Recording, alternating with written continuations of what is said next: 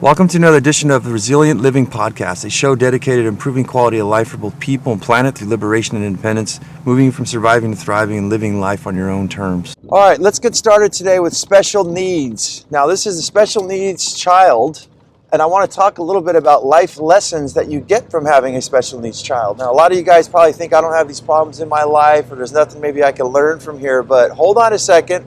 There is a whole lot, as we talk a lot about lessons from nature in this show, utilizing permaculture and things like that. That's where we find stuff. We find stuff from the power of observation, from doing things different. And lo and behold, people, it is because of having a special needs child, which I'm sure you guys have heard, those of you who follow me, you know that I have in my life, and that's what's influenced me to do my practices, such as minimalistic living, essential living, all of these things. My time is very, very limited in contrast to other people, but it's because of this time limitations and all of these hurdles and things I have to jump through that I've had to organize my life the way I have, from my money, my time, everything. I mean, the other day we went out to get a burger and go dancing, me and my special needs kid. And it's not like most people. I have to get my truck ready. I have to change diapers and things like that. So the back of my truck, double check, make sure the diapers are all in order. Make sure we have extra pants in case we have an accident. Make sure the back is clear to tools. That's the vehicle part in the background noise that you're hearing. This is my work commute here. But in this vehicle is actually a diaper changing station. So in the back of my camper here, I have a bed, and that's where I lay down my child, and we'll do diligence there. So it's the point of this is that in life, where most people I think are running around and don't have the dilemmas and things that I have, because I've gone through these struggles, I looked and said, wow, my life is actually running relatively smooth. What would happen if somebody didn't have these sort of things in their life? So I kind of want you to go through, as I talk about having a special needs child, of what this, learn the lessons, basically. Look at the patterns and figure out what you can do if you had to have, what I'd say, I guess, the discipline and forcefully having to regulate your life and monitor it. What would happen if you didn't have these things? How much money would you make? Would you be able to retire early? Definitely so. So let's get right into it. The first one is it is what it is, realization. You know, when we first had my child, you know, the mother of my child was very, very upset. It wasn't like I was happy, like, oh my goodness, this is wonderful. I just said, you know what it is, what it is. What immediately do we have to put in place? I think in life as well, we have some very bad stuff, or we have some hardships and things that happen, and there's nothing really you can do about it. Or maybe you have some sort of obstacle. So instead of worrying about, oh my goodness, and just feeling so bad for yourself or bad for the situation, what I've learned is that you can do that, allow yourself if that's what you need to do, but it doesn't really get you anywhere, does it? The quicker you start realizing that this is what it is. Now what do I put in its place? How do I figure my way around this? What do I engineer? How do I solve this problem? And that's what we have on a daily basis, guys. We all have problems. Some of us with special needs kids have a lot more problems than the regular folk. But it's because of this, it's like a muscle. We're always having to pivot. I don't know one day in my life where I'm not pivoting something. Live out of your comfort zone, as some of the successful athletes and millionaires and stuff say. We live always, but I think that this is a wonderful muscle. I think that we all get too confident, I would say, and too comfortable, and then next thing you know, weird things start to happen, right? There's little fires start, and because you weren't watching, because you didn't have plans and things implemented in your life, you actually got hurt, whereas it didn't have to be that way. So it is what it is, realization on everything. Let's move forward, and let's figure out what we got to do. So if you are a special needs, especially a new family, and maybe you found this show, you guys, I understand it's very difficult, but you gotta jack up. You gotta start pumping the mental iron, and you gotta start figuring out, how am I going to survive this? What am I going to do? And I mean, life is not easy. No, it's not. And you're going to have a lot of hurdles, a lot of learning curves and stuff like that. And I would like to do a lot more shows for you people, so that you can understand. I'm a 14-year veteran.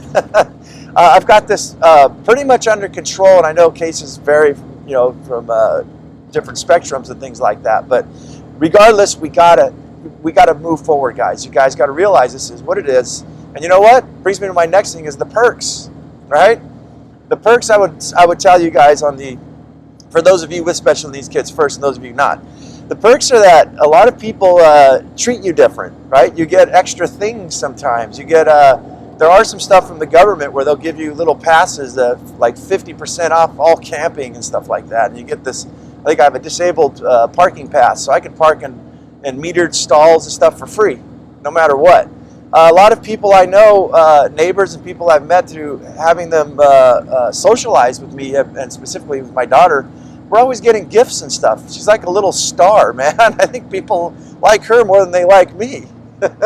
So there's lots of perks, a lot of things that you can get, free stuff, and I think one of my Spin Farm location, they just gave a big old box of cookies and stuff for my special needs kid, and I think a lot of people feel sorry for you and stuff, so you get a lot more. I'd say not handouts. I don't want to say that for lack of better, some better definition.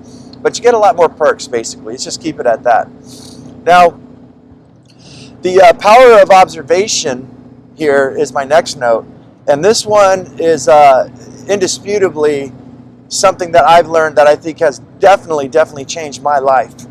Now, what happens is you have to start observing. You got to start watching what's going on with your child. What do they like? What do they don't like? What are they scared of? What are they attracted to?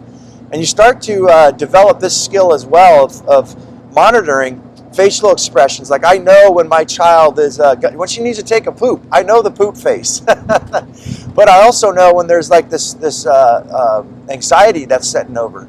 I take one glance over, but I watch all the time. I just noticed that she had a knock knee, I think, last year.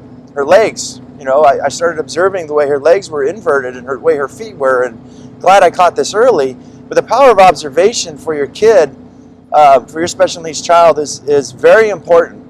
What does this teach us in anything? The power of observation is observing things. You want to sell something? You want to change something? You want to be successful? You want to make money? You want to be happy? You need to observe what it is and become those type of things, right? So maybe you don't understand this is, I think I'm jumping the gun here too, because what I have is living in your special needs child's shoes. And I guess that comes into observing as well.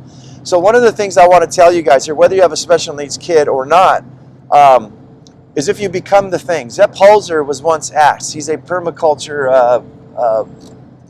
genius, basically.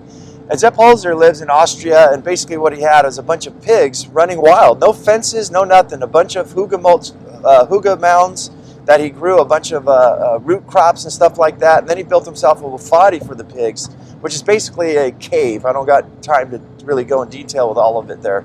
But what happened is he built this little cave, and he had these hygge mounds, which are just giant piles of dirt, let's just say, of soil, and interplanted with root crops. So the pigs have plenty of food. And then when the pigs get tired or they feel scared or something, like they go into their cave, their wafati, where the temperature is regulated to around 50, 60 degrees year round, no matter what the temperature is. So what he said is, why would I need to be put fences up? Why would I need to block these animals in when they have everything they need? And he says, well, how did you figure that out? And he says, well, become a pig. So he got down on all fours. Here's this genius. He's probably got like 50 people around him trying to figure this all out. And he's on the floor like a kid, like a child, snorting like a pig, crawling around. And when people got down with him, he says, now look up on the hill. You can see where the wafati is. Look over on the hygge culture mounds where the vegetation is. There's plenty of food. They will actually stay where they need to stay. We do some observation, we do some testing and stuff, and found out that, look, these pigs are at home. There's no reason for them to venture off. They have everything they need, water, food, shelter, everything. So in order to understand life, you need to become whatever it is, the things in life that you want or want to be. You need to observe them. You need to become them. So to understand your special needs child, that's what you need to do, is get yourself in their shoes. One of the things I did is get on your knees. If your child is like, half your size, and you start looking around the house of like, what do we have going on here? The sink is very tall. You can't see what's on the other side of the sink because you're too short. These are vantage points. And it starts to get you in an area of psychological comprehension about what would it be like. What would it be like, too, if you weren't able to communicate right? your words. Maybe you understood things, but you weren't able to get your message out. Maybe that's why we have fussing and crying and things like that, tantrums and anxiety. Can you guys imagine not being able to vocalize what you actually need? I think a lot of adults actually have this problem. They can't, even though they could speak complete clear English and have no setbacks whatsoever, they can't really vocalize. They can't imagine what they want. And there's many, many lessons that we can learn from the power of observation, especially when it comes to special needs kids. So my next one is inspecting the body regularly. Now this is like what it is on a farm. You have sheep, chickens, and stuff like that. What you're going to want to do, a dog, a cat. Whenever I had my dogs, my cats, when I'd pet them, I'd always feel under their armpits and stuff like that on the edge of their toes. And what you're doing is you're searching for like scabs and stuff like that. You'll find ticks on them. You'll find out by inspection that between their toes, maybe the area is all red and inflamed because of some sort of allergic reaction to foods. And a dog and a cat doesn't really communicate with you. In most instances, well, I don't know most, but a lot of instances, I think, with special needs children, is you're going to find the same thing. You're going to find that maybe they have a splinter in their foot or, a hook, what is that, a little hangnail that's bothering them. And some of them are very pain tolerant and not very vocal, so they don't know. So you have to inspect the body regularly, right? Behind the ears, inside the ears. With your dogs, you can feel if they have an ear infection, something's going on, their ears will actually be hot. So, and you can smell inside the ear. If it stinks, that means that they have an ear infection, some sort of yeast or something like that. And you want to catch it early. So same thing with your special needs kids, I think, is you want to basically treat them, for lack of better words, just like an animal. Like, you got to inspect, you got to get in there and make sure things are going great.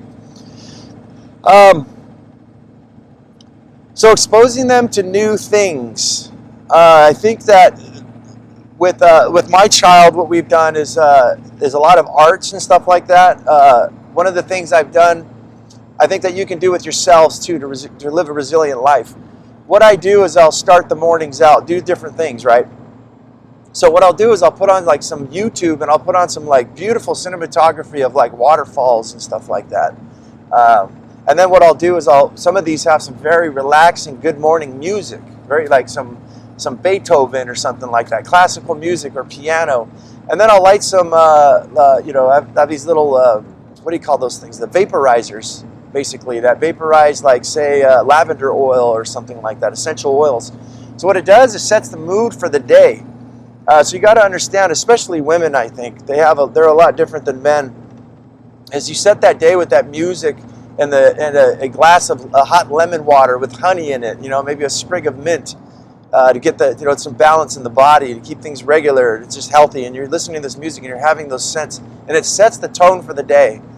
So exposing them always, and I think that we should do this for ourselves as well. I mean, I started actually using some essential oils, believe it or not, on myself. I have a torn arm ligament, just to get my day started. Instead of listening to, I come from a punk rock background, and I'd listen to hardcore music sometimes to wake myself up or get pumped for the day. And I just noticed it makes me very aggressive. So I just try new things. I try listening to classical music or something before I go to work. So exposing myself to new things is what I've learned from having a special needs kid, but also to them, exposing them to all kinds of different things in nature, the ocean, the desert. One cool thing that I find is through power of observation is the desert has clean sand. The wind is blowing so much, so there's not really much soil in it. It's just basically decomposed, like crushed gravel.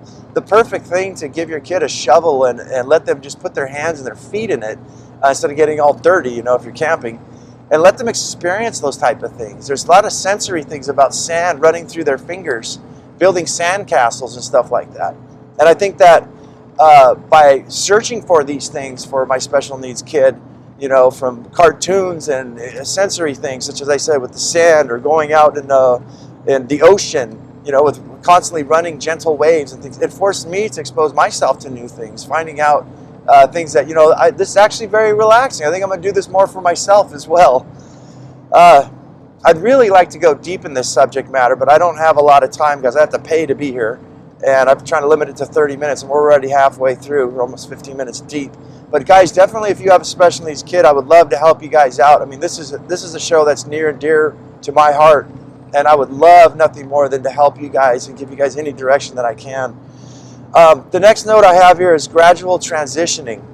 And what happens, like restaurants, the dentist, I think is a big one, and parties and things like that.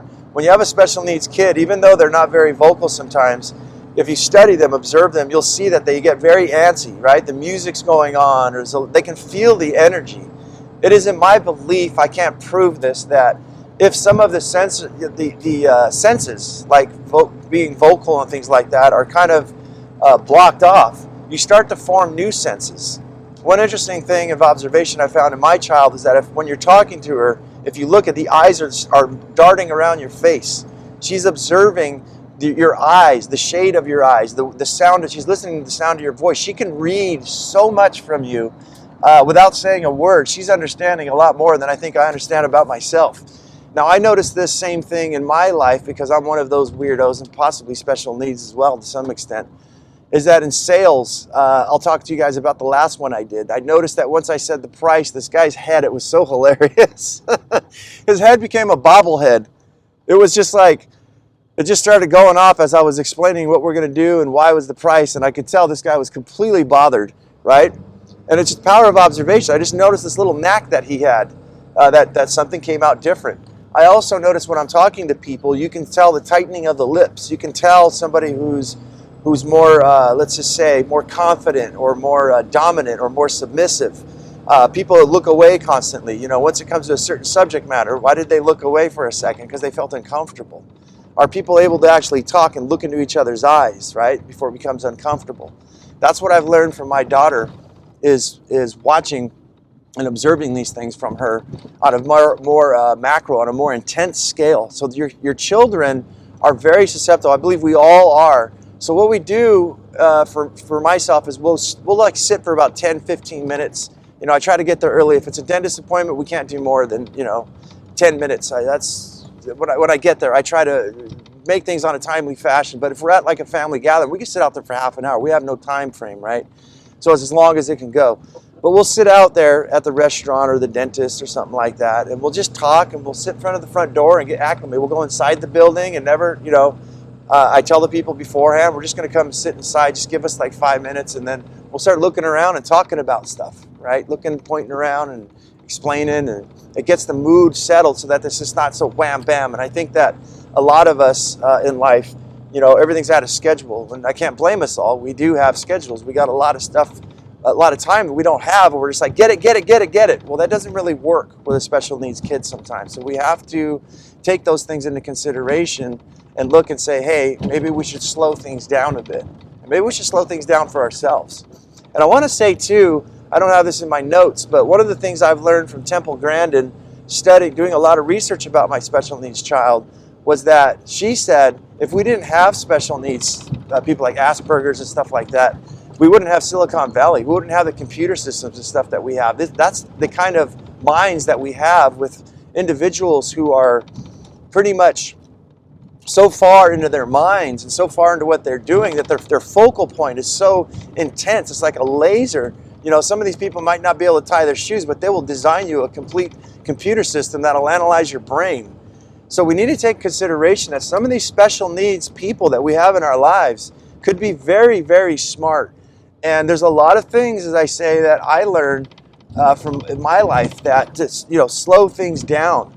Experience a moment to watch my special needs kid get an ice cream or play in the sand, to watch the crazy focus when something's new, of just how they just get into this thing like, whoa, what is this? And the beauty of it, a live animal, the amount of love when they hug, when they know that they're loved and they're protected, they will just sink into you and they will hug you, like unlike most of us adults who forgot what it is to truly love or to put your guard down. And there's just so much of purity in life.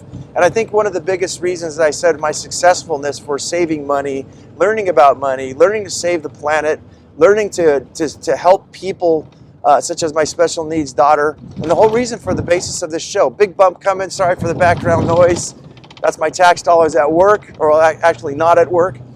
But yeah, you can learn a heck of a lot. And I think, the behavioral patterns that we look inside of ourselves, as adults. And our ability to experience things is very, very limited. And I think I want to end the show with the gift of not being so-called normal. What the heck even is normal? And what are new things that are like, how are wars won, right?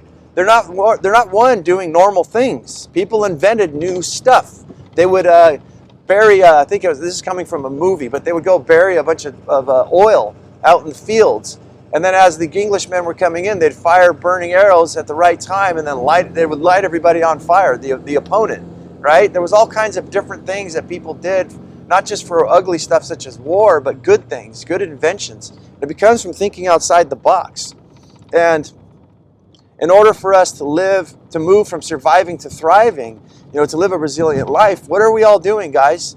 We're doing things backwards. We're not following the trends. We're not following the rat race. We're not doing what everybody says we should do. We're doing things in a different way. Why, if our systems are so great, as I love to say on the show, then why are so many people broken and unhappy and totally unhealthy?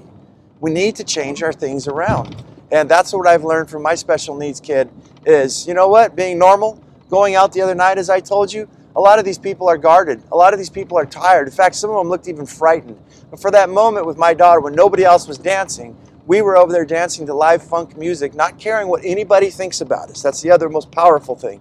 People stare at us all the time because we're different. We're strange. We're not the norm. But then when we start dancing and doing things, I think the smart people look and understand and go, you know what? I wish I could do that too.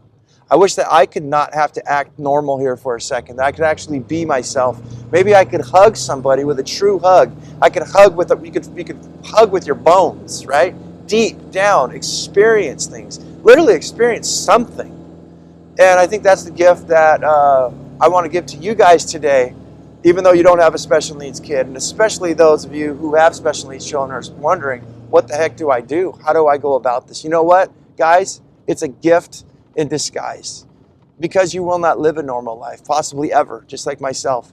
You will never know what it is to live that normal, boring, weird life. You will have to switch things around constantly. You will have to reinvent life for yourself as you know it.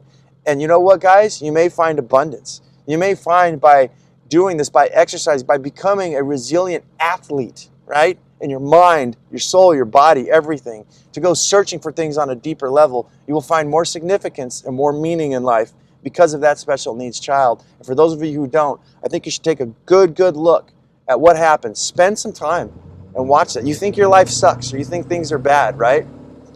Spend some time at an old age home. Spend some time with some of these severe special needs kids, these children. Do it because it's right. Even though some of them can't talk, they understand, I believe. There is a mental energy, a spiritual energy that goes between you and any other person. We have science can prove it to you. Do some good diligence, some good, how can I say, services by just spending just a few moments and acknowledging that these people are there. And take and give to them and take for yourself what it would be like to understand. Put yourself in their shoes. So guys, that's the show. I hope you got something. If you do want to message me, all the information is down below and you guys know what to do. All right, guys, that's the show. I want to thank you guys, each and every one of you, for taking the time out and being here today. And if you guys can, give me a thumbs up, a thumbs down. If you did give me a thumbs down, please let me know why. I love to hear all your guys' opinions, but it really helps me out. That's all I'm asking is if you guys like and share, comment on the show. It helps the algorithms for this show to get known. That's what's going to keep the lights on around here. So guys, there's an email down below in the description. If you guys want to make any comments, just say hello, give any suggestions. And as I always say, guys, go out there and have yourself a near-life experience. Don't lose your muchness. Carry on the fire. And human up, my friends.